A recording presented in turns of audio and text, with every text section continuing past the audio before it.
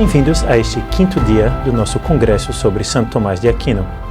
Este dia, a metade do nosso congresso se dedica ao tema da espiritualidade em Santo Tomás. E eu gostaria precisamente de abordar o tema que é o início da vida espiritual, e é a virtude teologal da fé. Santo Tomás escreveu bastante sobre este tema, desde perspectivas bastante diversas. Porém, uma frase que encontramos no seu Compêndio de Teologia me parece a mais ilustrativa do seu entendimento geral sobre a virtude. Compêndio de Teologia, livro 1, capítulo 2, Santo Tomás diz o seguinte: a fé é um certo antegosto daquele conhecimento que nos fará bem-aventurados no futuro. A perspectiva aqui, portanto, é a bem-aventurança eterna, o nosso fim último. Em que consiste este fim último para Santo Tomás?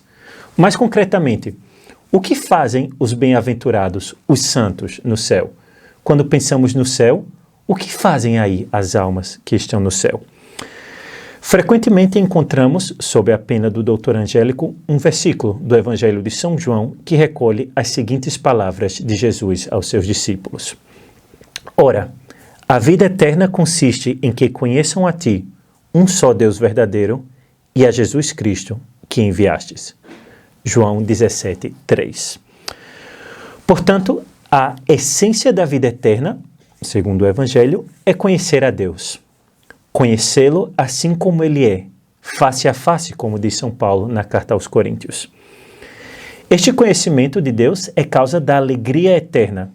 Se Deus é a verdade e o bem, conhecê-lo profundamente, conhecê-lo realmente, produz em nós a felicidade. Porém, este conhecimento pleno é possível somente na vida eterna. Qual é então o papel da fé? Onde entra esta virtude teologal? Ora, se o conhecimento perfeito de Deus é a causa da felicidade eterna no céu, um conhecimento imperfeito implica já uma certa participação na vida eterna ainda neste mundo. Este conhecimento imperfeito de Deus que podemos ter nesta vida é a virtude teologal da fé. Por isso, Santo Tomás afirma que a fé é um antegosto da visão beatífica. A grande alegria da visão beatífica é já experimentada, de algum modo, por meio da fé. Toda a vida espiritual do cristão pode se compreender como o desenvolvimento gradual deste antegosto até atingir a sua plenitude, na qual a fé dará lugar à visão beatífica. Mas a fé, já neste mundo, é início da vida eterna. Com apenas estas ideias básicas, podemos ver a importância da fé para a nossa vida cristã, para a nossa vida espiritual. Se é assim, necessitamos entender o que é este dom da fé. Aqui, porém, nos encontramos com um problema. E o problema é o abuso desta palavra, fé, na nossa linguagem cotidiana. Pensemos nos diversos sentidos com os quais geralmente escutamos esta palavra, fé. Se consultamos, por exemplo, algum dicionário, o vocábulo sempre é definido, quase sempre na primeira acepção, como um sinônimo de crença. Vejamos, por exemplo, em Dicio, Dicionário Online de Português. Encontramos o seguinte: fé é a convicção intensa e persistente em algo abstrato que, para a pessoa que acredita, se torna verdade. Crença. Em outro dicionário, Dicionário Priberan, de Portugal, sentimento de quem acredita em determinadas ideias ou princípios religiosos. Crença. Ora, o problema não é dos dicionários, não. Os dicionários apenas registram o uso corrente da linguagem. O problema é que este uso pode criar uma tremenda confusão para nós como cristãos. No primeiro sentido, a fé é reduzida a uma convicção pessoal, que é verdadeiro somente para quem acredita naquilo. O problema aqui é o relativismo. Se consideramos a fé desta maneira, só existem verdades parciais, verdades para quem crê em determinada coisa. Se eu creio que Deus existe, pois para mim Deus existe. Se eu creio que Deus não existe para mim. Porém, este tipo de verdade não é realmente verdade. Na segunda definição, a fé é reduzida a um sentimento. Ora, sem dúvida, os sentimentos têm um valor na prática religiosa, mas uma vida espiritual fundada somente sobre os sentimentos se reduz a sentimentalismo. No uso comum, portanto, a fé passou a ser uma espécie de otimismo, um sentimento de que as coisas vão dar certo, frequentemente fundada somente em uma atitude, subjetiva. Porém, este sentimento não é firme. Na carta de São Paulo aos Colossenses, lemos que devemos estar enraizados e edificados em Cristo, firmes na fé. Colossenses 2:7. Se a nossa fé é somente subjetivismo ou sentimentalismo, estamos edificando sobre a areia. Portanto, para a nossa vida espiritual é necessário entender o que realmente significa a virtude teologal da fé. E Santo Tomás pode ajudar-nos nesta tarefa. Esta palestra, portanto, se dividirá em 3 partes. Primeiro, veremos como São Tomás define a fé. Em seguida, quero abordar a fé como uma forma de conhecimento. E, finalmente, veremos a fé como virtude teologal. Então, definição, fé como conhecimento, fé como virtude teologal. Estes 3 aspectos são complementares e veremos cada um deles com um texto diferente de Santo Tomás. Nesta primeira parte, na qual veremos a definição da fé, trataremos a obra De Veritate, escrita entre o período de 1256 e 1259, quando o doutor Angélico era professor na Universidade de Paris, no seu primeiro termo nesta cidade. Especificamente, veremos a questão 14 da obra De Veritate, onde se trata da fé. Uma tradução em português dessa questão foi publicada pela editora Eclésia sob o título A Fé.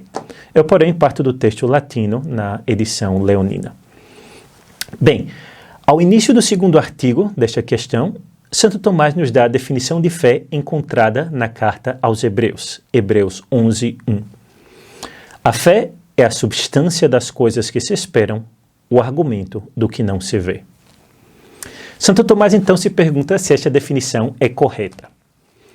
Qual é a razão desta pergunta? Bem, Santo Tomás, filosoficamente, adota a lógica de Aristóteles. E neste modelo, uma definição adequada deve seguir algumas regras bastante precisas.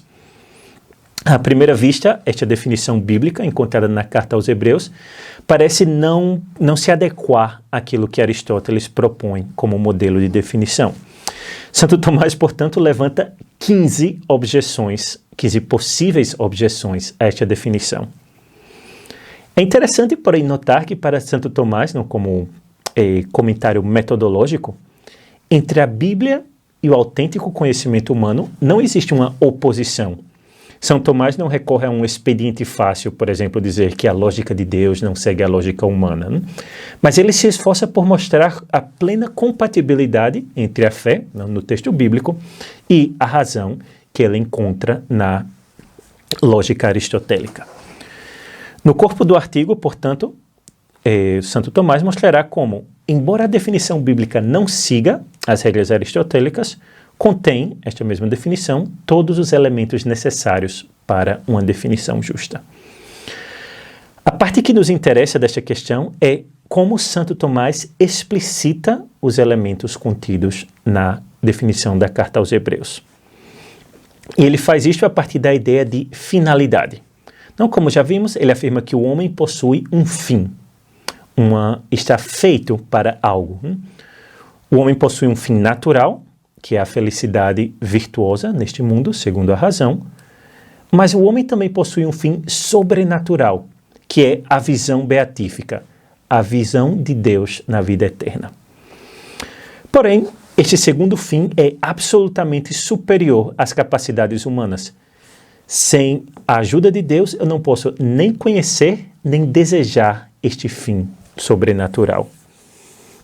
Portanto, se Deus quis ordenar uma pessoa a este fim, é necessário que esta pessoa receba também uma graça sobrenatural, que a torne apta para tal fim. Para descrever esta graça, Santo Tomás utiliza a palavra incoatio, ou início. De algum modo, o fim, ou seja, a visão beatífica, deve já estar presente no homem e levá-lo à vida eterna. Se a vida eterna é conhecimento de Deus, como vimos no versículo de São João, este início da vida eterna, esta incoatio, deve ser também um conhecimento, mas um conhecimento que supere as nossas próprias forças. Este conhecimento é a fé.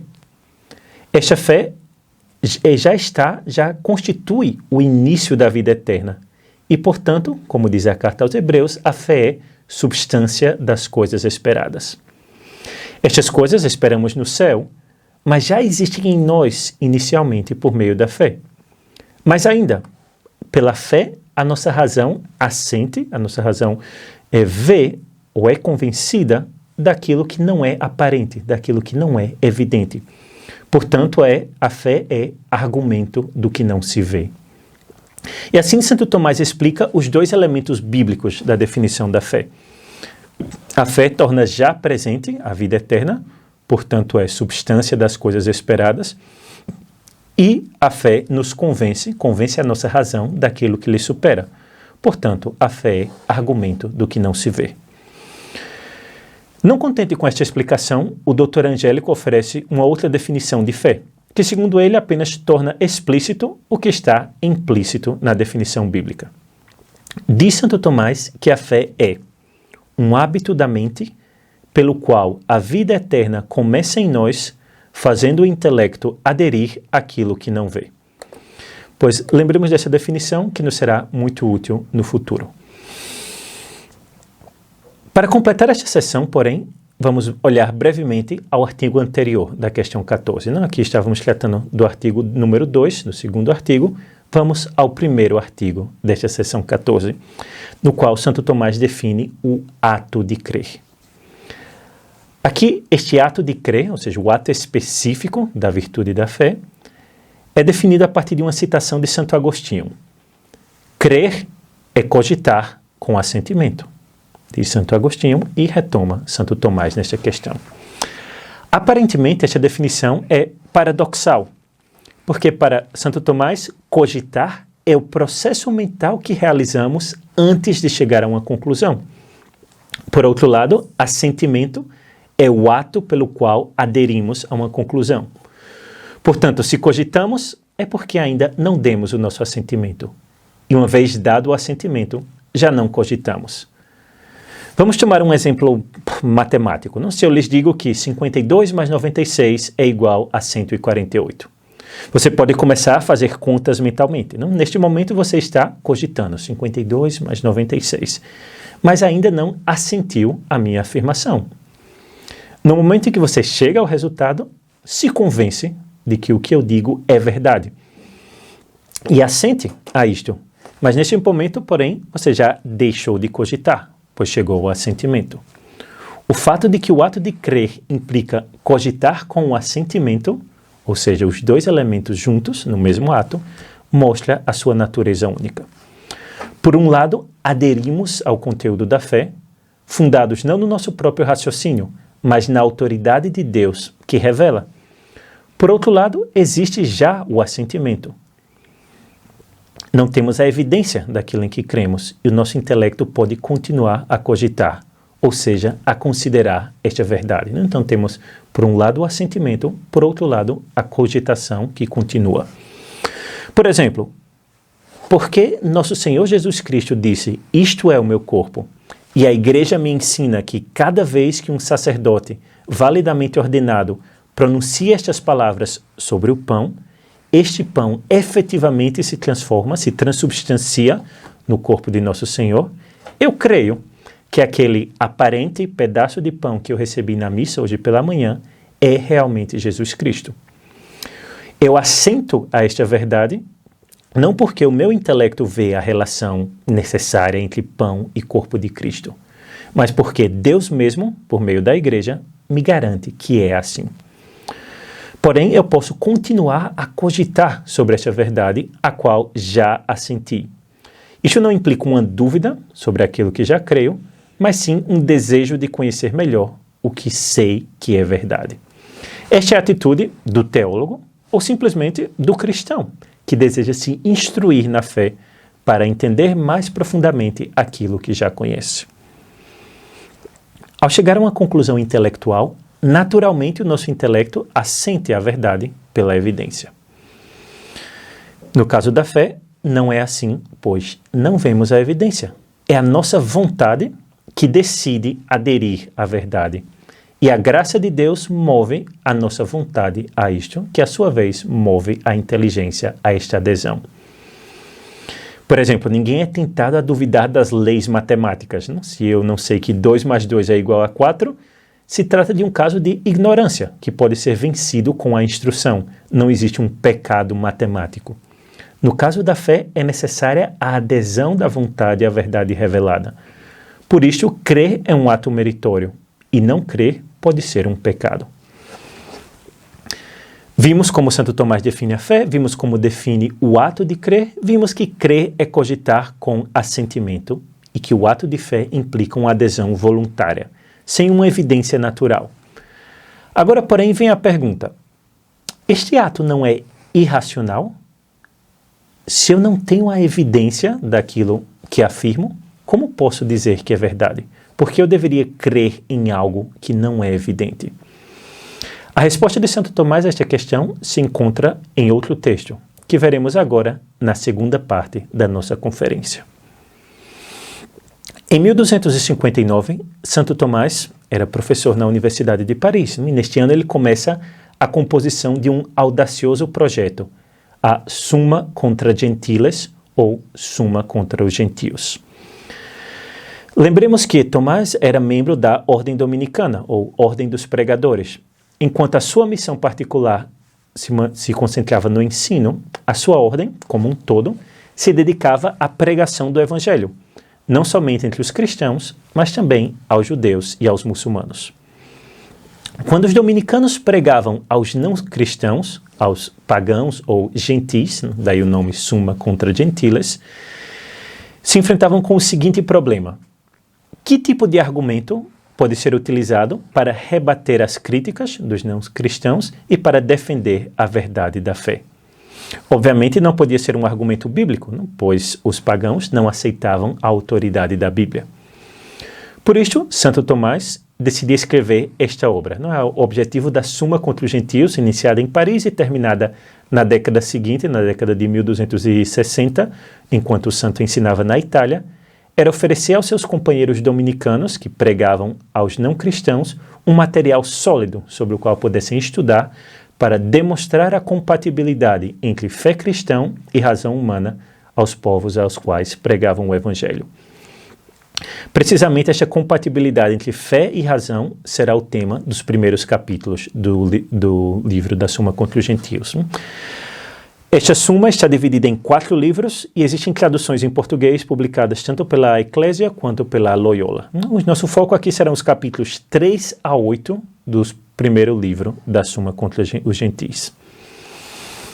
Nestes capítulos, São Tomás fala da fé como conhecimento. Uma série de verdades que reconhecemos não pela sua evidência interna, como vimos, mas pelo fato de que foram revelados por Deus. Pensemos no exemplo clássico, a doutrina da Santíssima Trindade. O Dr. Angélico ensina que a razão humana pode, por exemplo, conhecer que Deus existe, sem necessidade da revelação. Mas, sem a Sagrada Escritura, sem a tradição, não somos capazes de conceber a Deus como Pai, Filho e Espírito Santo. A fé é um tipo de conhecimento que ultrapassa a capacidade humana e, como consequência, o seu conteúdo não pode ser demonstrado diretamente, porque está mais além daquilo que podemos demonstrar com a nossa razão. A apologética de Santo Tomás não se dedica a provar que a fé cristã é verdadeira. Uma prova, estritamente falando, não uma prova racional, seria impossível, pois seria julgar a fé segundo a razão, e a razão não é capaz de julgar o conteúdo da fé. A apologética de Santo Tomás, portanto, mostra que aderir à fé não é um ato irracional. Vejamos um resumo do seu argumento na Summa contra os Gentios. No capítulo 3, o Dr. Angélico afirma que a negação da possibilidade de um conhecimento superior às forças humanas seria, em latim, maxima amentia, ou seja, algo que podemos traduzir como uma grande estupidez. E usa a seguinte comparação. Imaginemos que um homem ignorante escuta um filósofo falando, não? E começa a acusar este filósofo de dizer falsidades, porque não é capaz de entender aquilo que diz o filósofo.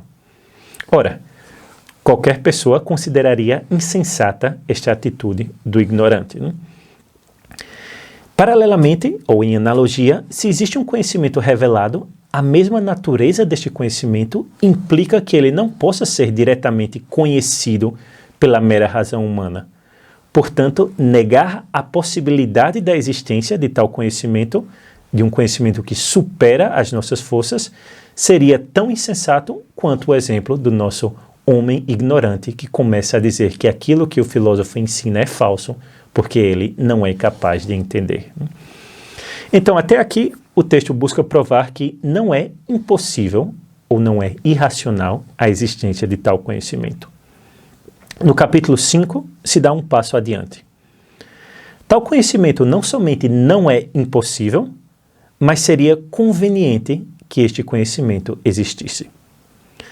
Santo Tomás dá algumas razões para esta conveniência. Tal conhecimento, em primeiro lugar, enobreceria a alma humana, pois a elevaria à consideração daquelas coisas que estão acima da sua própria natureza e mais além das preocupações da vida presente. Em segundo lugar, este conhecimento reforçaria a consideração da superioridade de Deus e dos limites da própria inteligência, dando assim motivos para a humildade ainda àqueles que são mais sábios, né? Portanto, um conhecimento fundado na fé não é nem impossível, nem prejudicial ao intelecto. Não é, portanto, absurdo crer em algo superior ao nosso conhecimento. Mas temos motivos para pensar que a fé cristã é este tipo de conhecimento superior ao nosso intelecto, mas ainda assim verdadeiro? Como já dissemos, pela mesma definição de conhecimento sobrenatural, não podemos julgar a verdade deste conhecimento pelos critérios puramente racionais.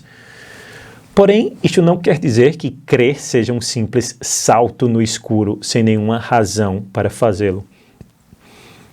Existem motivos externos que fazem com que a adesão à fé cristã seja razoável.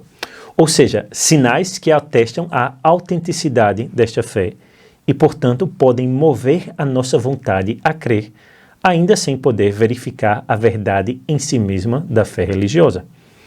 Santo Tomás, no capítulo 6 da Suma contra os Gentios, oferece 4 argumentos de credibilidade, não provas da verdade, mas argumentos de credibilidade para a fé cristã.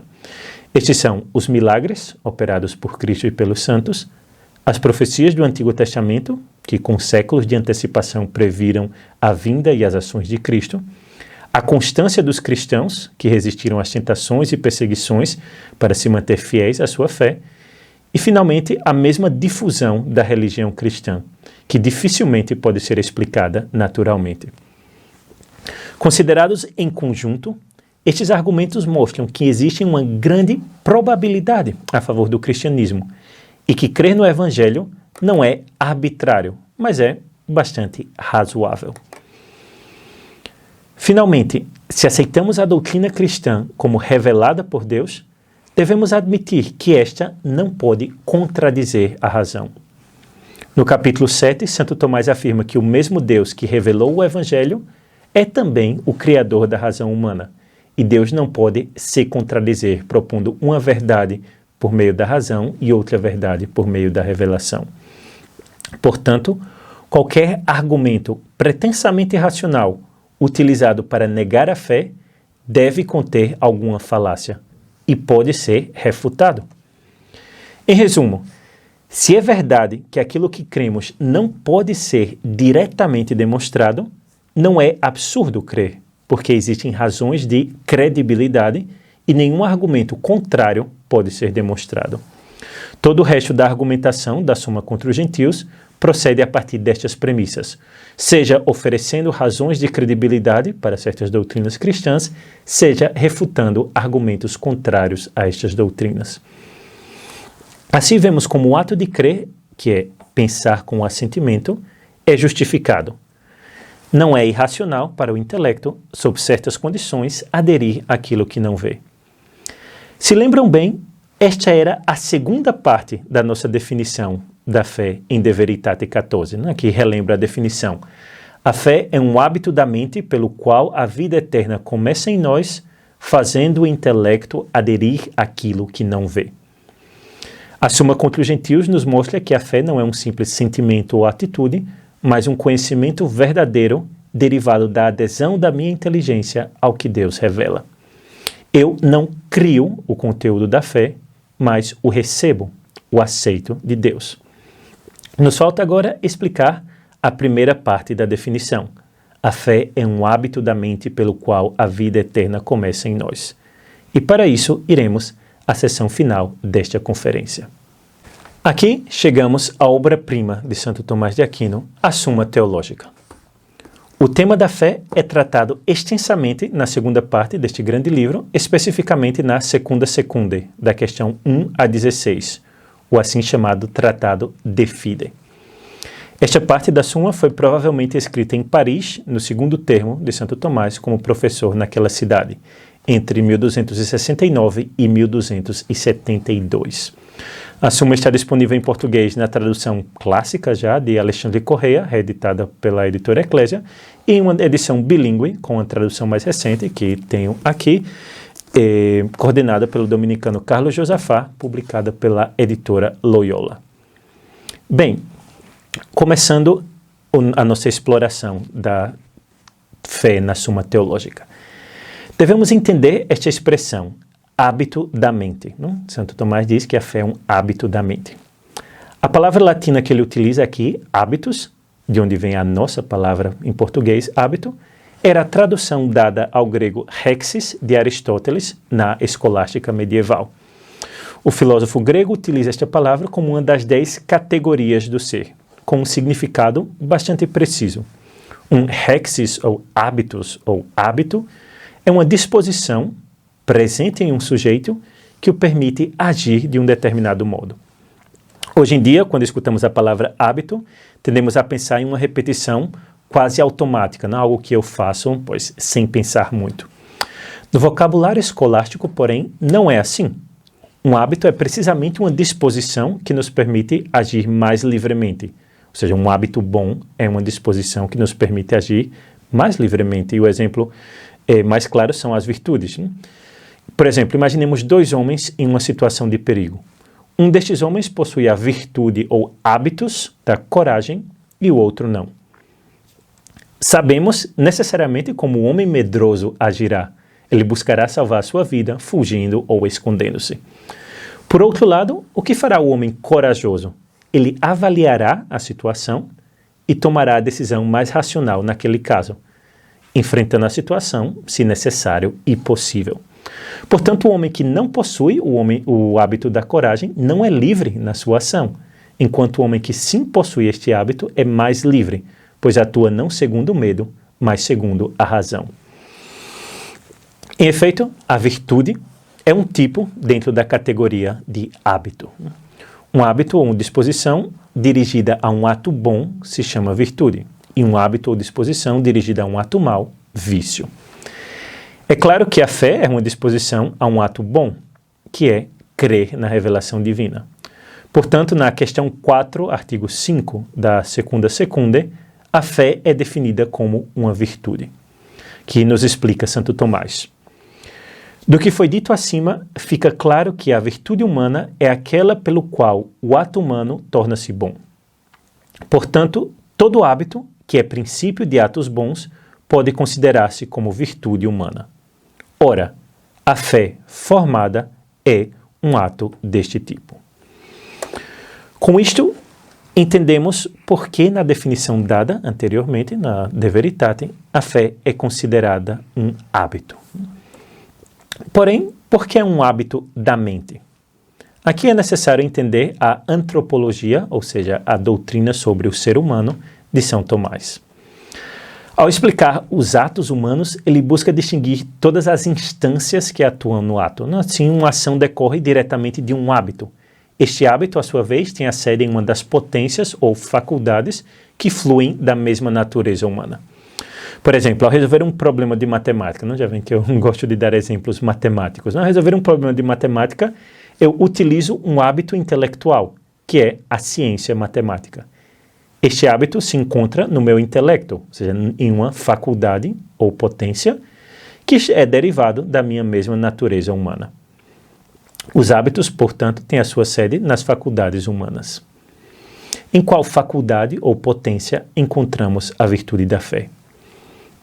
No artigo 2 desta mesma questão, São Tomás responde a esta pergunta afirmando que a virtude da fé se encontra no intelecto, pois, como vimos, o seu ato próprio é crer, ou seja, aderir a uma verdade.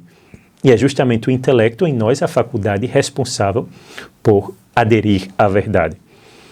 Porém, ele não exclui que o hábito da fé seja presente em algum modo também na vontade, já que é a vontade que move o intelecto para aderir à fé.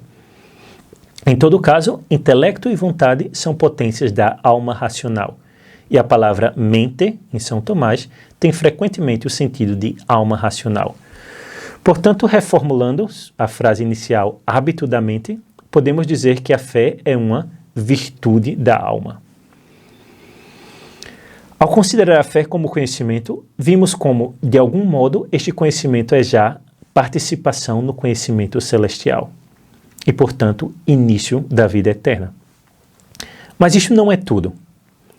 Para entender mais em profundidade como a vida eterna começa em nós por meio da fé, é necessário ver a distinção que Santo Tomás faz do ato de fé na questão anterior, retomando 3 expressões de Santo Agostinho. Aqui vamos à questão 2, artigo 2, da segunda secunde da Summa Teológica.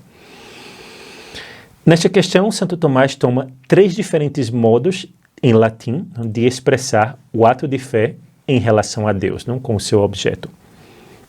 Estes 3 modos são credere Deo, credere Deum e credere in Deum. Okay? Há possíveis traduções, não é sempre fácil traduzir essas expressões.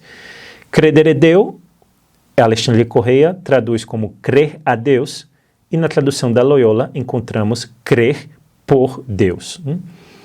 Credere Deum, podemos traduzir como crer Deus, e assim está em ambas as traduções portuguesas, e credere in Deum significa crer em Deus, também em ambas traduções. Vamos ver o que significa cada uma destas 3 formas, segundo São Tomás de Aquino. Todas as 3, segundo ele, são corretas, mas revelam um aspecto distinto do ato de fé.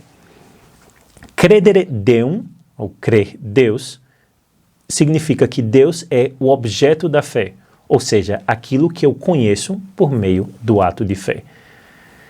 Na forma credere Deo, digamos, crer por Deus, ele é a causa do ato de fé, a razão pela qual eu creio em determinada coisa. Na última forma, credere in Deum, se considera não somente o ato do intelecto, mas o ato da vontade. Santo Tomás esclarece essa distinção no seu comentário ao Evangelho de São João, aqui a lição 3 sobre o capítulo 6 do Santo Evangelho, escrito contemporaneamente à segunda parte da Summa Teológica. Ele escreve que ao dizer crer Deus, designamos Deus como objeto. Ao dizer crer por Deus, o designamos como a testemunha, a razão pela qual cremos. Mas ao dizer crer em Deus, o designamos como um fim. Enquanto as 2 primeiras formas, é possível crer uma criatura como objeto de fé. Por exemplo, cremos que os anjos existem, ou crer por uma criatura como testemunha da fé. Por exemplo, cremos por causa do testemunho dos apóstolos. Mas somente Deus pode ser o fim ou meta da nossa fé, pois a nossa alma se dirige a Deus como a sua finalidade. E diz Santo Tomás que o fim é o objeto do amor. Portanto, crer em Deus é possível somente quando amamos a Deus. É possível com aquilo que Santo Tomás chama de fé formada. Bem, o que é esta fé? Retornemos à Suma Teológica. Não? Aqui a questão número 4 da segunda secunda, desta vez no artigo 3. Santo Tomás se pergunta se a caridade, a virtude do amor sobrenatural a Deus, é a forma da fé. No jargão escolástico, a forma de uma coisa é aquilo que a torna específica, distinta de todas as demais, aquilo pela qual uma coisa é esta coisa e não outro tipo de coisa.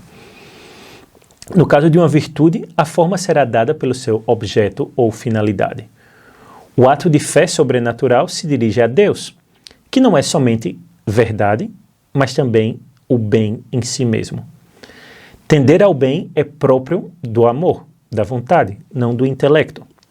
Portanto, o ato de fé que tende a Deus como bem, não somente como verdade, necessita ser informado e especificado pela virtude da caridade, para que possa plenamente cumprir a sua fidelidade. Portanto, na fé formada, ou seja, na fé que inclui o amor sobrenatural de Deus, ele é não somente conhecido, mas também amado como bem supremo que eu busco. O ato de fé sobrenatural, formada, na fé formada, implica um conhecimento de Deus e assim é um antegosto do conhecimento eterno que produz em nós o amor de Deus.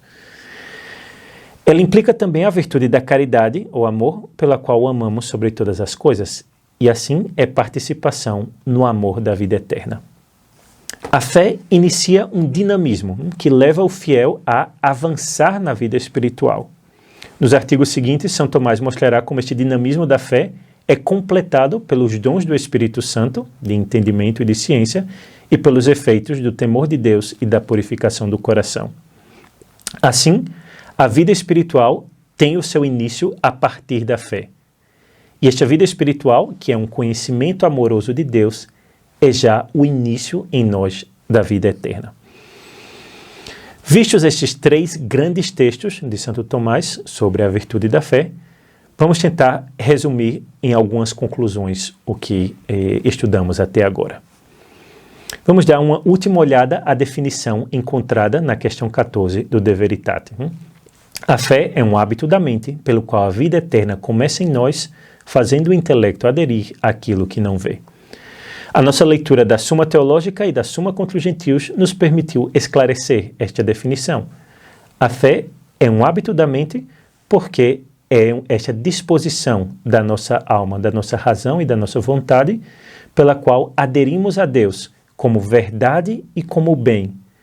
E, portanto, a vida eterna, que é conhecer e amar a Deus, começa já em nós por meio da virtude da fé. Esta fé se dá pela adesão da minha vontade, a adesão do meu intelecto, sob a guia da vontade, movida pela graça, a uma verdade revelada por Deus. Esta adesão não se dá por uma evidência que o meu intelecto vê, mas se dá pela autoridade de Deus que move a minha vontade e o meu intelecto a aderir. Assim, esta definição corrige as 2 visões reducionistas da fé que encontramos ao início, o subjetivismo e o sentimentalismo. Se a fé é um conhecimento superior à razão e verdadeiro, não pode ser mero subjetivismo. A fé é adesão sempre a uma verdade revelada por Deus e, portanto, não depende da minha opinião. A fé não é simples crença, porque eu não crio ou escolho o seu objeto, mas, como diz a definição de Santo Tomás, o meu intelecto adere àquilo que não vê, movido pela graça. E tal adesão não é cega ou irracional. Vimos que existem motivos de credibilidade para tal adesão. Então, uma visão correta da fé exclui o perigo do subjetivismo, porque adere a uma verdade objetiva revelada por Deus. Por outro lado, como vimos na Suma Teológica, a fé não é um sentimento, mas é um hábito da mente ou virtude. Ora, o conceito de hábito implica necessariamente a estabilidade. A mesma palavra virtude, não vem do latim virtus, que significa força, potência, não é algo inestável. A fé não se reduz a um sentimento passageiro de maior ou menor intensidade, mas é uma disposição constante, firme, estável do nosso intelecto, da nossa vontade, que implica toda a pessoa, que tende a Deus totalmente como verdade e como bem. Quando a virtude da fé é informada pela virtude da caridade, Deus é não somente o objeto ou a causa da fé, mas a sua finalidade, a meta a qual dirigimos todos os nossos atos. Esta vida, na qual conhecemos e amamos a Deus, orientando a Ele tudo o que fazemos, é já o início, aqui na Terra, da felicidade celeste eterna. A vida espiritual do cristão, portanto, é o desenvolvimento da virtude da fé até alcançar a vida eterna. Espero que esta palestra tenha sido proveitosa para todos vocês e que possa ter ajudado a todos nós a crescer no entendimento desta virtude essencial da fé. Peçamos a Nosso Senhor, pela intercessão de Santo Tomás, que nos conceda sempre esta virtude. Muito obrigado.